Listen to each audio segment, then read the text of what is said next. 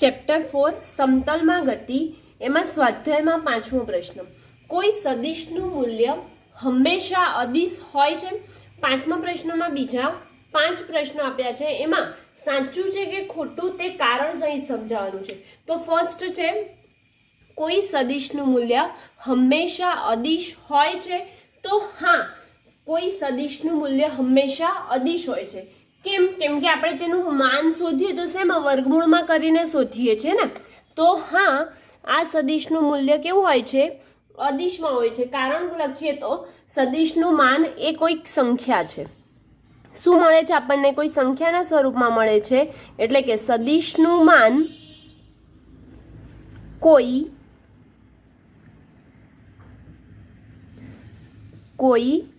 સંખ્યા છે માટે. હવે નેક્સ્ટ પૂછ્યું એમાં બી, કોઈ સદિશનો દરેક ઘટક હંમેશા અદિશ હોય છે. એટલે કે સદિશમાં જે ઘટક હોય એ દરેક વખતે અદિશ હોય છે એવું પૂછ્યું. તો હા, આપણે જ્યારે લખીએ છીએ ત્યારે સદિશ એ બરાબર એ એક્સ આઈ, તો આ કેવો ઘટક લખીએ છીએ? અદિશમાં લખીએ છીએ ને, માટે હા લખીશું જવાબમાં. શું? હા. અને એનું કારણ લખવાનું કે તો સદિશનો પ્રત્યેક ઘટક હંમેશા અદિશ જ હોય છે. સદિશનો પ્રત્યેક ઘટક હંમેશા અદિશ હોય છે. નેક્સ્ટ શું કીધું? સી, કોઈ કણ દ્વારા કપાયેલ અંતરની કુલ પથ લંબાઈ હંમેશા સ્થાનાંતર સદિશના મૂલ્ય જેટલી જ હોય છે. તો આવું શક્ય છે? શું આપણે ત્રીજા ચેપ્ટરમાં ભણી ગયા છીએ કે પદાર્થે કાપેલ કુલ અંતર અને સ્થાનાંતર સમાન હોઈ શકે, અથવા તો કુલ પથ લંબાઈ છે તે વધુ હોય છે કોના કરતા? સ્થાનાંતર કરતા. આવું આપણે ત્રીજા ચેપ્ટરમાં જોઈ લીધું. કેમ કે પદાર્થ જો ધારો કે એ અને બી પદાર્થ છે તો તે ગતિ કરે છે એ થી બી જગ્યાએ. તો આ વખતે તેની પથ લંબાઈ અને સ્થાનાંતર બંને સમાન રહેશે. પરંતુ જો તે પદાર્થ એ થી બી જઈને પાછો એ તરફ આવે તો તેનું સ્થાનાંતર તે વખતે શું થઈ જાય છે? શૂન્ય થઈ જાય છે. પરંતુ તેની પથ લંબાઈ કેટલી થાય છે? એ બી થી બી એ, એટલે કે એ બી વત્તા બી એ જેટલી થાય છે. માટે આ વિધાન કેવું છે? ખોટું છે. તો આપણે ના લખીશું. અને તેનું દર્શાવવું હોય તો કુલ પથ લંબાઈ is greater than equal to સ્થાનાંતર. બરાબર. નેક્સ્ટ કીધું ડી, કોઈ કણની સરેરાશ ઝડપ સમાન સમયગાળામાં કણના સરેરાશ વેગના મૂલ્યથી વધારે કે તેના જેટલી જ હોય છે. તો આ પ્રશ્ન પણ આપણે જે ગતિવાળું ચેપ્ટર છે તેમાં જ જોઈ લીધું છે કે સરેરાશ ઝડપ છે તે સરેરાશ વેગ જેટલી અથવા તો તેના કરતાં વધારે હોય છે. તો અહીંયા એ જ લખ્યું છે ને, તો આપણે શું લખીશું? હા. અને કારણ લખવું હોય તો સરેરાશ ઝડપ is greater than equal to સરેરાશ વેગ. બરાબર. નેક્સ્ટ કીધું કે 3 સદિશો કે જે એક જ સમતલમાં નથી. 3 એવા સદિશો જે એક જ સમતલમાં નથી તો તેનો સરવાળો કદાપી શૂન્ય થતો નથી. હા, સાચી વાત છે. જો એક જ સમતલમાં ના હોય તો તેનો સરવાળો શૂન્ય ના થાય. કેમ કે આપણે ત્રિકોણની રીતથી અથવા તો કોઈ પણ રીતથી આપણે જે સદિશો કરીએ છીએ, એટલે કે તેનું સમતલના ત્રિકોણની રીત કે સમાંતર બાજુ ચતુષ્કોણના રીતનો ઉપયોગ કરીએ તો એક જ સમતલમાં ન હોય તો તેમને ત્રિકોણની 3 બાજુ વડે એક જ ક્રમમાં ગોઠવી શકાય. જો સમતલમાં ન હોય તો તેને એક જ ક્રમમાં ગોઠવવી પડે. માટે હા, એક જ સમતલમાં ન હોય તો તેમને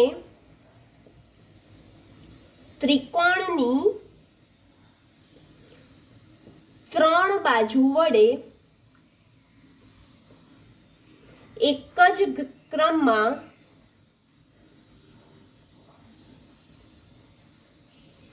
ગોઠવી શકાય નહીં.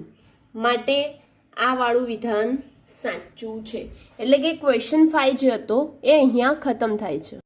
ક્વેશ્ચન 6 છે, તેમાં નીચે દર્શાવેલ અસમતાઓ ભૌમિતિક અથવા અન્ય કોઈ રીતથી સાબિત કરો. એટલે કે જે અસમતાઓ આપી છે આપણને તે કોઈ રીતથી સાબિત કરવાની છે. બરાબર. તો અહીંયા આપણને આપ્યું છે પહેલું a plus B less than equal to mod A plus mod B. તો હવે અહીંયા મોડ એ અને મોડ બી એટલે કે બે સદિશો હશે. ધારો કે આપણે ધારી લઈએ કે કોઈ ઓ બિંદુ છે એમાંથી પસાર થતો એક સદિશ એ છે. બરાબર. અને બીજો કોઈ સદિશ ધારો કે બી છે. બરાબર. તો આને આપણે સદિશ બી નામ આપીએ. તો તેને લગતો પરિણામી સદિશ શું થઈ જશે? તેને લગતો પરિણામી સદિશ a પ્લસ બી થશે. એટલે કે આપણે આવી રીતનું જ કંઈક લાવવાનું છે. તો સદિશ પરિણામી સદિશ આપણને મળી ગયો. તો આને ધારો કે હું નામ આપી દઉં, ઓ આપ્યું છે તો અહીંયા પી નામ આપી દઈએ. આ બિંદુએ છેદશે ને તો આ બિંદુએ પી નામ આપી દઈએ. થોડુંક ઉપર લંબાઈ દઈએ આને. તો આ બિંદુએ પી નામ આપી દીધું.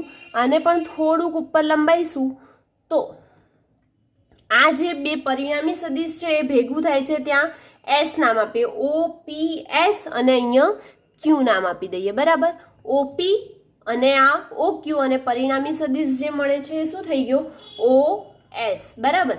હવે આપણે જોઈએ તો સૌથી પહેલા આપણને અહીંયા કોઈ એક ત્રિકોણ બને છે ઓ પી એસ કોઈ ત્રિકોણ બને છે. તો ત્રિકોણમાં જોઈએ, ત્રિકોણ ભૌમિતિક રીતે હમણાં આપણે આ સાબિતી આપીએ છીએ.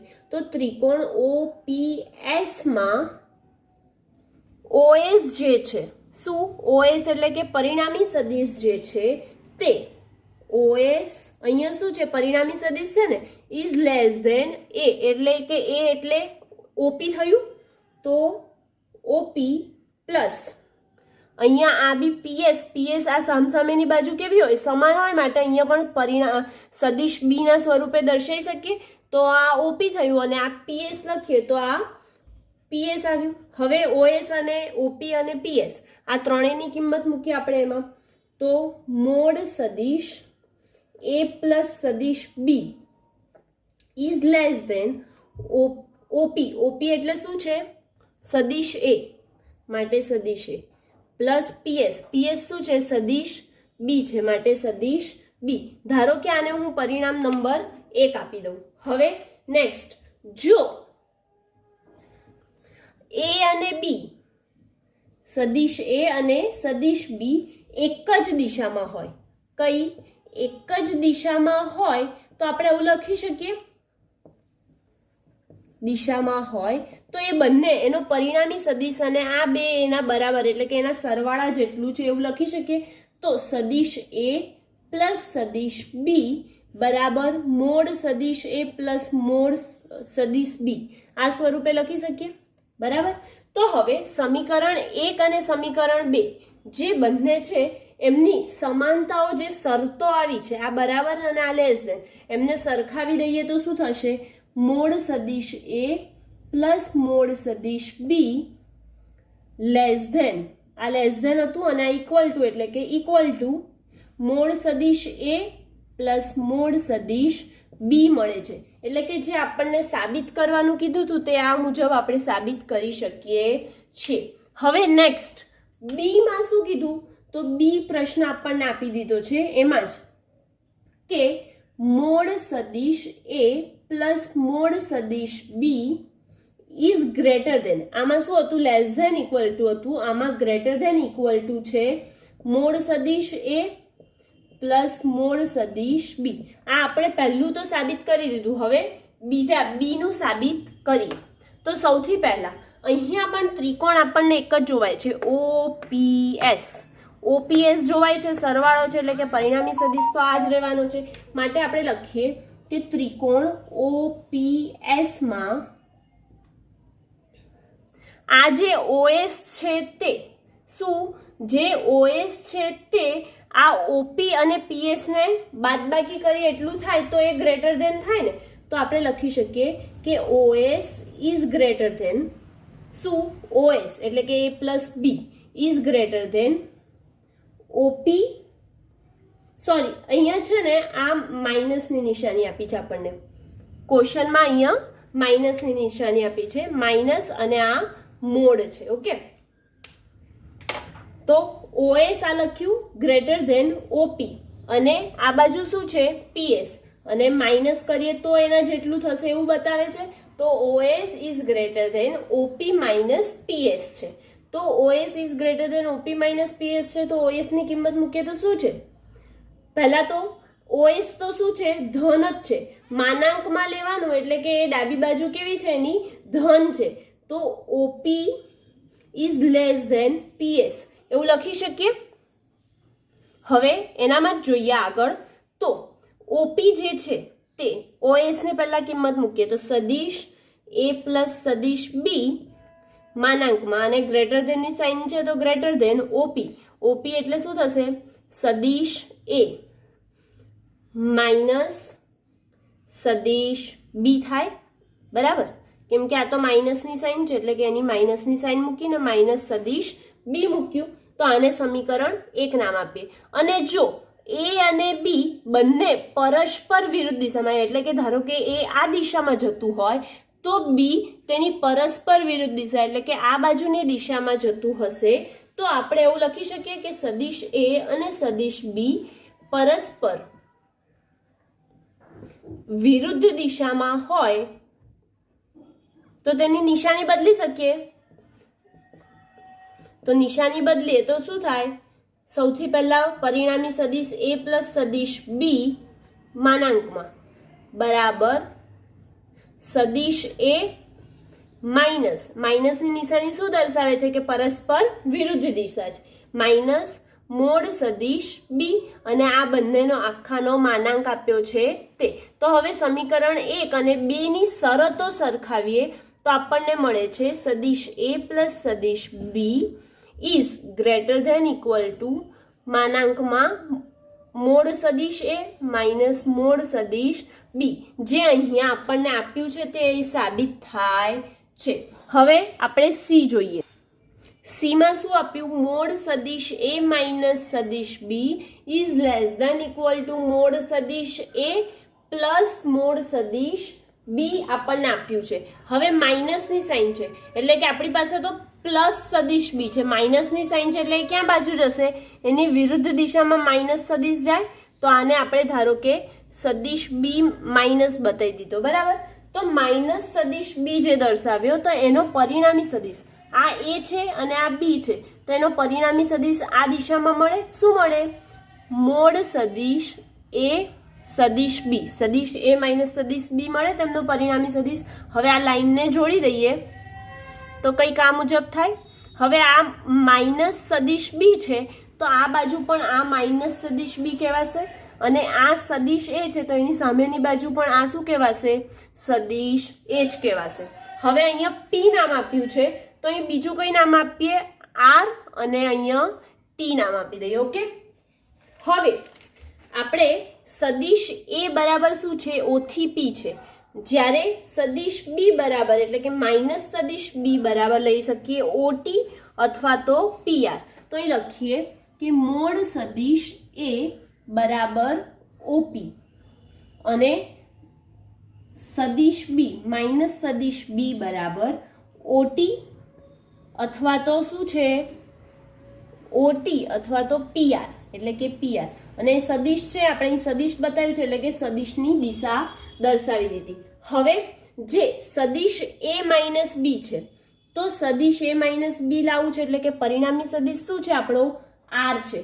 તો આપણે પહેલા ત્રિકોણ જોઈએ. ત્રિકોણ OPR, ત્રિકોણ OPR માં જે આપણે કર્યું હતું ઉપર તે જ મુજબ OR બરાબર OR જે છે તે શું હશે? લેસ ધેન, કેમ કે માઇનસની સાઇન છે માટે OR is less than OP plus PR હશે. તો OR is less than OP plus PR હોય તો હવે એની કિંમત મૂકીએ. મોડ સદિશ A માઇનસ સદિશ B is less than OP એટલે શું છે? મોડ સદિશ A પ્લસ અહીં શું છે? મોડ સદિશ બી પણ કેવો છે માઇનસ છે માટે માઇનસ બી. હવે જો આ સમીકરણમાં આપણે આમ જ તેમની બીજી શરત એટલે કે જે એ અને બી જે છે એ સુરેખા હોય પરંતુ વિરુદ્ધ દિશા હોય, શું એક જ લાઈનમાં હોય પરંતુ તેમની દિશા વિરુદ્ધ હોય તો આપણે તેને કેવી રીતે દર્શાવી શકીએ? આપણે લખી કાઢીએ પહેલા કે બંને સદિશો સુરેખા હોય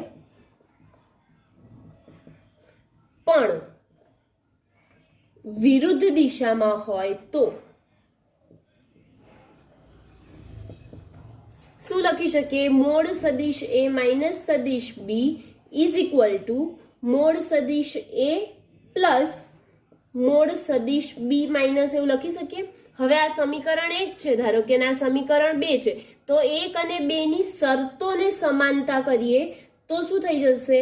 મોડ સદિશ A minus B less than equal to સદિશ એ મોડ છે માટે માઇનસની નિશાની નીકળી શકે માટે ખાલી સદિશ બી લખી શકીએ છીએ.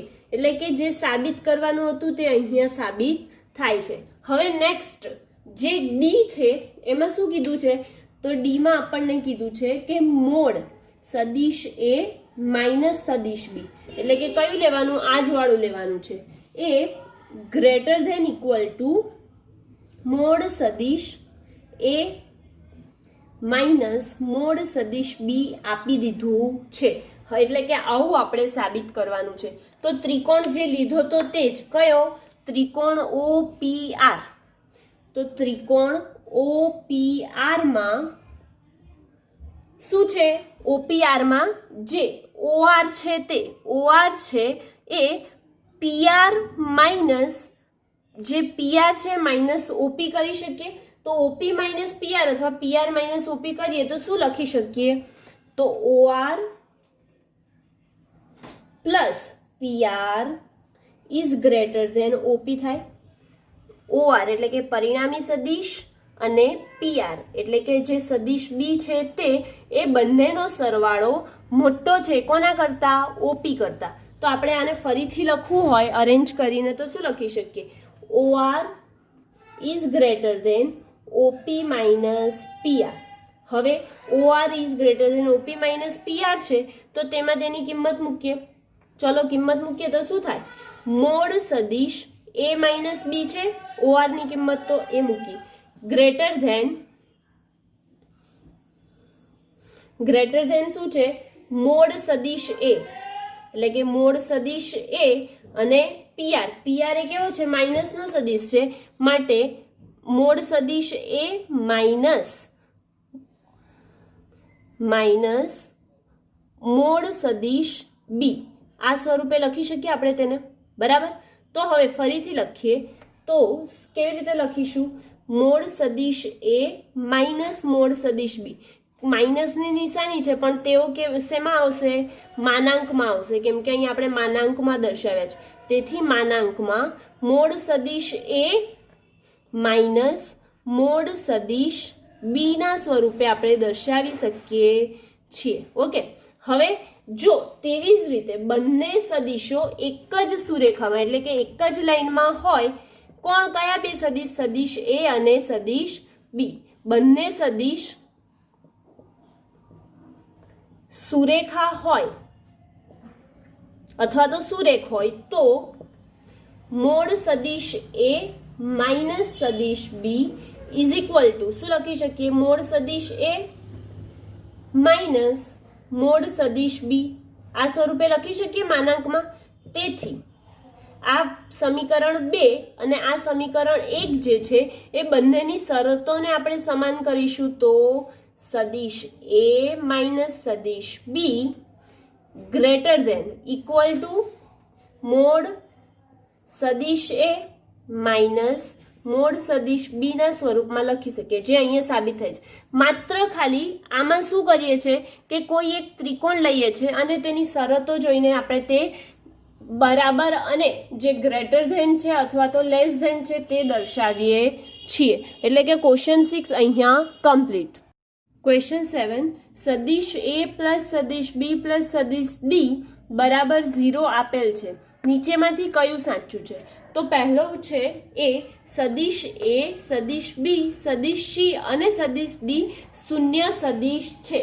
તો હવે આ જે ચારે સદિશ છે શૂન્ય સદિશ છે એવું આપણે કહી ના શકીએ આ વિધાન પરથી.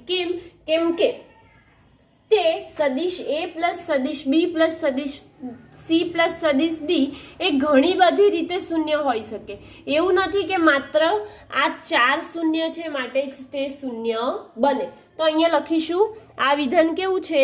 ખોટું. તો ખોટું છે અને તેના માટે લખવાનું હોય તો સદિશ એ પ્લસ સદિશ બી પ્લસ સદિશ સી પ્લસ સદિશ ડી બરાબર 0. ઘણી બધી રીતે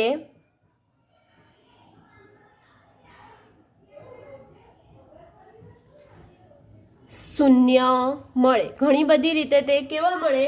શૂન્ય મળે. જરૂરી નથી કે પ્રત્યેક સદિશ શૂન્ય હોય, એટલે કે સદિશ એ પર્ટિક્યુલર શૂન્ય હોય એવું જરૂરી નથી. હવે બીજું વિધાન, સદિશ એ પ્લસ સદિશ સી નું મૂલ્ય સદિશ બી પ્લસ સદિશ ડી ના મૂલ્ય જેટલું જ હોય છે. તો હવે આપણે આ જોઈએ, આ વિધાન સાચું છે. કેવી રીતે સાચું છે? તો એનું આપણે તારણ કાઢીએ. તો આપણને શું આપ્યું છે? સદિશ એ પ્લસ સદિશ બી પ્લસ સદિશ સી પ્લસ સદિશ ડી આપ્યું છે. ઓકે, બરાબર શું છે? 0 છે. તો હવે એ પ્લસ સી ને આ બાજુ રાખીએ અને બી પ્લસ ડી ને સામે બાજુ લઈ જઈએ તો તેમના માન સમાન છે તેવું બતાવવાનું છે ને. તો સદિશ એ પ્લસ સદિશ સી માન દર્શાવે એટલે કે માનાંકમાં દર્શાવ્યું બરાબર માઇનસ સદિશ બી પ્લસ સદિશ ડી લખી શકે. એટલે કે આ રીતે આપણે તેના માન સરખા છે તેવું બતાવ્યું માટે આ પરિણામ કેવું છે? સાચું છે. હવે સી માં આપ્યું કે સદિશ એ નું માન સદિશ બી સદિશ સી તથા સદિશ ડી ના માનના સરવાળાથી ક્યારેય વધારે ન હોઈ શકે. તો આ વિધાન સાચું છે. કેમ કે કોઈ પણ એક પરિમાણ હશે એને સામે બાજુ લઈ જઈશું, એક પરિમાણનું મૂલ્ય નીકળશે તો એના સરવાળાથી એના સિવાયના પરિણામ જે છે એનાથી સરવાળાથી વધારે તો ના જ હોય. કેવી રીતે? તો સદિશ એ પ્લસ સદિશ બી પ્લસ સદિશ સી પ્લસ સદિશ ડી બરાબર શું છે? 0. તો હવે સદિશ એ નું માન કીધું એટલે કે આપણે સદિશ એ બરાબર આ બધું સામે બાજુ જાય તો શું થઈ જાય? માઇનસ સદિશ બી પ્લસ સદિશ સી પ્લસ સદિશ ડી. એટલે કે આ જે તેમનો સરવાળો છે તેના સરવાળાના મૂલ્ય કરતાં તેનું મૂલ્ય વધારે ન હોઈ શકે. હવે નેક્સ્ટ ડી કીધું, જો એ અને ડી એક રેખસ્થ ન હોય તો સદિશ બી પ્લસ સદિશ સી એ સદિશ એ અને સદિશ ડી વડે બનતા સમતલમાં હશે. અથવા તો જો સદિશ એ અને સદિશ ડી એક રેખસ્થ હોય તો સદિશ એ અને સદિશ ડી ની રેખામાં હશે. તો આવું કેવી રીતે? આ વિધાન સાચું તો છે પણ કેવી રીતે સાચું છે એ બતાવીએ. તો આપણને જે છે આ પરિણામ મેન આપી દીધું છે બરાબર. તો સદિશ એ પ્લસ આ બંનેને આપણે જોડે લઈએ તો શું થશે? સદિશ બી પ્લસ સદિશ સી લખી શકીએ. આ બે પરિણામને જોડે લખ્યા તો બી પ્લસ સી પ્લસ સદિશ ડી બરાબર 0 થાય. તો હવે આ જે 0 થાય છે તો સદિશ એ સદિશ બી પ્લસ સદિશ સી અને સદિશ ડી નો સરવાળો ત્યારે જ શક્ય બને, ત્યારે 0 હોય જ્યારે તેઓ એક સમતલમાં હોય અને સદિશ એ અને સદિશ ડી એક રેખસ્થ ન હોય. ક્યારે શક્ય બને? જ્યારે સદિશ એ સદિશ બી પ્લસ સદિશ સી અને સદિશ ડી નો સરવાળો ત્યારે જ 0 થાય જ્યારે તેઓ એક સમતલમાં હોય. ઓકે, અને જો એનાથી આગળ જોઈએ તો સદિશ એ અને સદિશ ડી એક રેખસ્થ હોય તો સદિશ બી પ્લસ સદિશ એ સદિશ એ અને ડી ના રેખા પર હોવો જોઈએ તો જ આ વિધાન શક્ય બને છે. એટલે કે ક્વેશ્ચન 7 અહીંયા કમ્પ્લીટ થયો. ક્વેશ્ચન 8 માં અહીંયા આપણને પ્રશ્ન આપ્યો છે કે 3 છોકરીઓ 200 મીટર ત્રિજ્યાવાળી વર્તુળાકાર રિંગમાં બરફની સપાટી પર સ્કેટિંગ કરે છે. તે સપાટીની કિનારી પર બિંદુ P થી સ્કેટિંગ શરૂ કરે છે તથા P ના વ્યાસાંત બિંદુ Q પર જુદા જુદા પથ પર જઈને આકૃતિમાં દર્શાવ્યા પ્રમાણે, એટલે કે અહીં આકૃતિ આપી છે તેમાં દર્શાવ્યા પ્રમાણે તેઓ પહોંચે છે. તો છોકરીના સ્થાનાંતર સદિશનું માન કેટલું હશે અને કઈ છોકરી માટે તેનું માન તેની મૂળ સ્કેટની પથ લંબાઈ જેટલું જ હશે. અહીંયા આપણને એક આખો વર્તુળાકાર છે. એ વર્તુળાકારમાં 3 છોકરીઓ છે. કઈ? A, B અને C. હવે આ A, B અને C આ 3 છોકરીઓ છે, તેઓ સ્કેટિંગ કરે છે. તો સ્કેટિંગ બરફમાં કરે છે તો એની શરૂઆત P બિંદુથી કરે છે અને અંત ક્યાં પામે છે? Q બિંદુ. એટલે કે વર્તુળ જે છે તેના વ્યાસાંતે તેમનું સ્કેટિંગનો શું પામે છે? અંત પામે છે. તો તેના માટે આપણે શું શોધવાનું છે? સ્થાનાંતર કેટલું કર્યું હશે તે શોધવાનું છે અને કઈ છોકરીએ જે પથ લંબાઈ કાપી તેટલું જ તેનું સ્થાનાંતર છે તે બતાવવાનું છે. ઓકે, તો સૌથી પહેલા આપણને ત્રિજ્યા, આ જે વર્તુળ છે એની ત્રિજ્યા કેટલી આપી છે? R બરાબર 200 મીટર આપી છે. કેટલી આપી છે? 200 મીટર તેની ત્રિજ્યા આપી છે. હવે આ 3 છોકરીઓ, પહેલી છોકરી એટલે કે એ જે છે તે ક્યાંથી જાય છે? P, A, Q દિશામાં જાય છે. જ્યારે બીજી છોકરી છે કઈ દિશામાં? P, B, Q દિશામાં. અને ત્રીજી P, C, Q દિશામાં જાય છે. તો આપણે તેમનો માર્ગ લખીએ. તો સૌથી પહેલા 3 છોકરીઓ A, B અને C અનુક્રમે P, A, Q, P, B, Q અને P, C, Q જેટલું સ્થાનાંતર PCQ જેટલા માર્ગે જાય છે. ઓકે, માર્ગે જાય છે અને દરેક છોકરી દ્વારા સ્થાનાંતર કેટલું થાય છે? PQ જેટલું થાય છે. તો આપણે લખીએ કે સદિશ PQ જેટલું શું થાય છે? સ્થાનાંતર થાય છે. હવે આ પ્રત્યેક છોકરી PQ જેટલું સ્થાનાંતર કરે છે એટલે કે તેમનો માર્ગ અલગ અલગ છે પણ સ્થાનાંતર છેલ્લે પહોંચે છે ક્યાં? Q પર જ પહોંચે છે. માટે આપણે લખી શકીએ સ્થાનાંતર PQ સદિશ, એનું મૂલ્ય શોધવાનું છે માટે બરાબર 2 ગુણ્યા, તેના માટે હંમેશા P થી Q એટલે કે આ વર્તુળ આખું છે એનો શું થઈ ગયો? P થી Q તેનો વ્યાસ થઈ ગયો. માટે વ્યાસ એ હંમેશા ત્રિજ્યાથી કેવી હોય? બમણી હોય. માટે 2 × R લખી શકીએ ત્રિજ્યા. તો 2 ગુણ્યા R. R કેટલા છે? 200 મીટર. 200 મીટર તો 2 દુ 4 એટલે કે 400 મીટર જેટલું સ્થાનાંતર થયું. અને એવું પૂછ્યું છે કે કઈ છોકરીનું સ્થાનાંતર અને પથ લંબાઈ એક સરખી હશે એટલે કે એક સરખું અંતર હશે. તો આપણે જોઈ શકીએ છીએ કે P થી A અને Q એટલે કે આ ફરીને જાય છે, જ્યારે P, B, Q એ સીધા માર્ગે જ જાય છે એટલે કે જેટલું સ્થાનાંતર છે એટલી જ પથ લંબાઈ છે. અને જેમાં C પણ શું છે? તે માર્ગ એનો જુદો છે. બરાબર. તો અહીંયા આપણે લખી શકીએ કે B છોકરી માટે પથ લંબાઈ અને સ્થાનાંતર સમાન છે,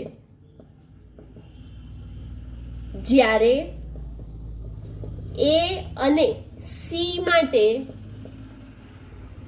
પથ લંબાઈ જે છે તે કેવી છે? એટલે માર્ગ કેવો છે? મોટો છે. માટે પથ લંબાઈ મોટી છે. કોના કરતા? તે સ્થાનાંતર કર્યું તેના કરતા તે મોટી છે. ઓકે, એટલે કે આના ઉપરથી આપણે એવું બતાવી દીધું કે પથ લંબાઈ અને સ્થાનાંતર જે સમાન છે તે કઈ છોકરી માટે? B છોકરી માટે સમાન છે. ક્વેશ્ચન 9 છે. શું કહે છે કે કોઈ સાયકલ સવાર 1 કિલોમીટર ત્રિજ્યાવાળા એક વર્તુળાકાર બગીચાના કેન્દ્ર O થી ગતિ શરૂ કરે છે. ક્યાંથી? 1 કિલોમીટર ત્રિજ્યાવાળું જે બગીચો છે એના કેન્દ્રથી તે ગતિ શરૂ કરે છે તથા બગીચાના કિનારા P સુધી પહોંચે છે. ક્યાં પહોંચે છે? P સુધી પહોંચે છે અને ત્યાંથી તે બગીચાના પરિઘ પર સાયકલ ચલાવતા ચલાવતા Q પર પહોંચે છે. ક્યાં પહોંચે છે?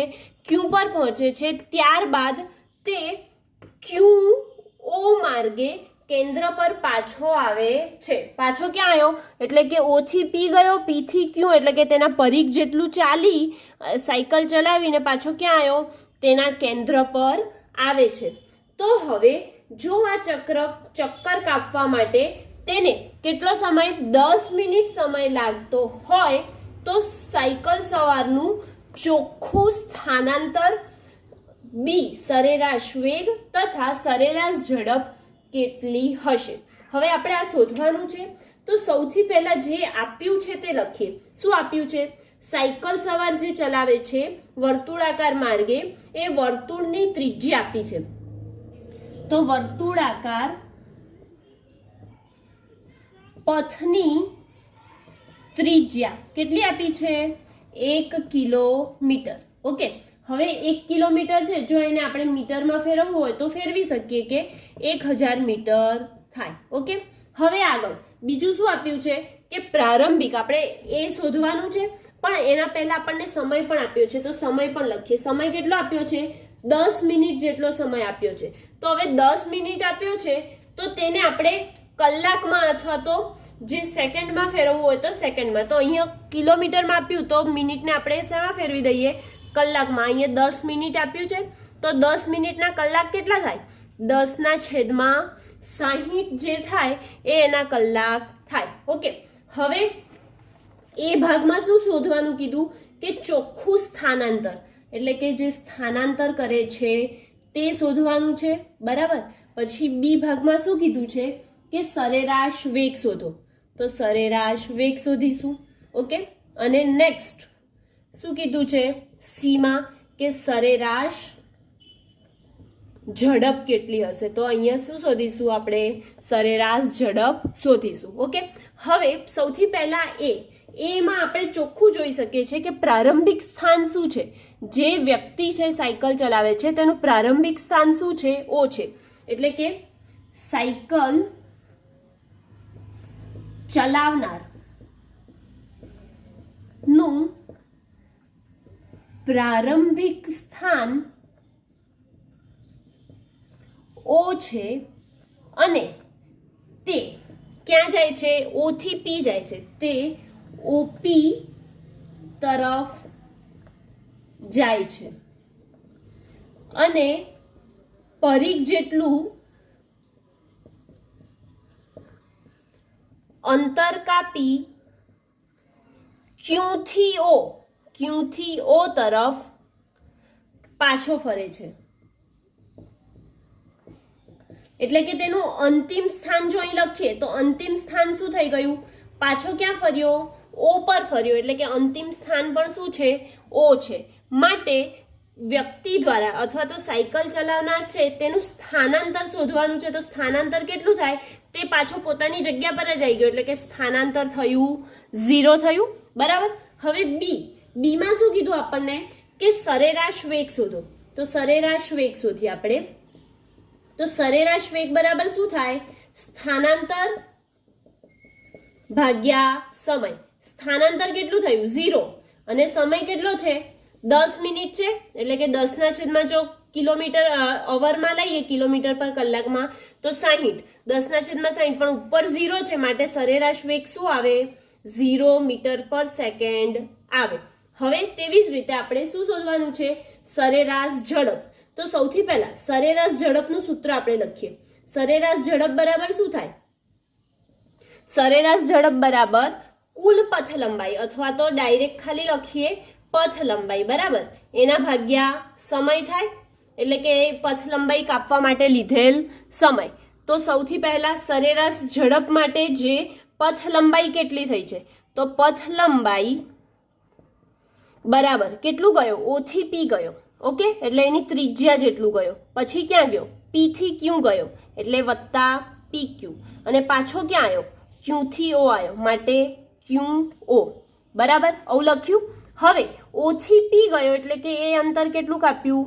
તેની ત્રિજ્યા જેટલું, એટલે કે 1 કિલોમીટર છે, માટે 1 લખ્યો. હવે પી થી ક્યુ એટલે કે આ જે છે આખું વર્તુળાકાર ભાગ છે એ તેનો શું કહેવાય? પરિઘ કહેવાય. તો પરિઘનો કેટલો ભાગ કાપ્યો? ચોથો ભાગ. આ એક ભાગ, આ બીજો ભાગ, આ ત્રીજો ભાગ ને આ ચોથો ભાગ. તો પરિઘનો કેટલો ભાગ કાપ્યો છે? ખાલી આટલો જ, એટલે કે ચોથો ભાગ કાપ્યો. માટે શું લખી શકીએ કે 1/4 2πr કોનો? પરિઘનો ચોથો ભાગ, વત્તા ક્યુઓ એટલે કે કેન્દ્રથી જે અંતર હોય એને શું કહેવાય? હંમેશા ત્રિજ્યા જ કહેવાય. માટે ક્યુઓ એટલે કે 1 આવશે, અને આ બધું કિલોમીટરમાં જ લઈએ છે. હવે આપણે આ જે 1/4 2 છે એટલે કે અહીંયા કટ કરીએ તો શું આવશે? 2. અને આનું સાદું રૂપ આપીએ, શેનું? પથ લંબાઈનું સાદું રૂપ આપીએ તો શું આવે? 1/4 1 વત્તા 1/2 3.14. આર ની કિંમત કેટલી છે? 1 છે. મુખ્ય કિંમત 1 વત્તા પાઈની કિંમત 3.14 ગુણ્યા 1 ભાગ્યા 2 વત્તા 1. હવે આનું સાદું રૂપ આપીએ એટલે પથ લંબાઈ આવે આપણી સમથિંગ 25/7. કેટલી આવે? 25/7 કિલોમીટર આવે. બરાબર. હવે આ જે કિલોમીટર આવી એને આપણે પથ લંબાઈ જે આવી અને જે સમય છે કેટલો છે? 10/60 કલાકમાં લીધું છે, એટલે કે કલાકમાં. તો આપણે કિંમત મૂકીએ. સરેરાશ ઝડપ બરાબર પથ લંબાઈ કેટલી છે? 25/7 અને એના ભાગ્યા સમય કેટલો? 10/60. માટે 10/60 લખીએ. હવે છેદનો છેદ અંશમાં જશે, માટે શું થઈ જશે?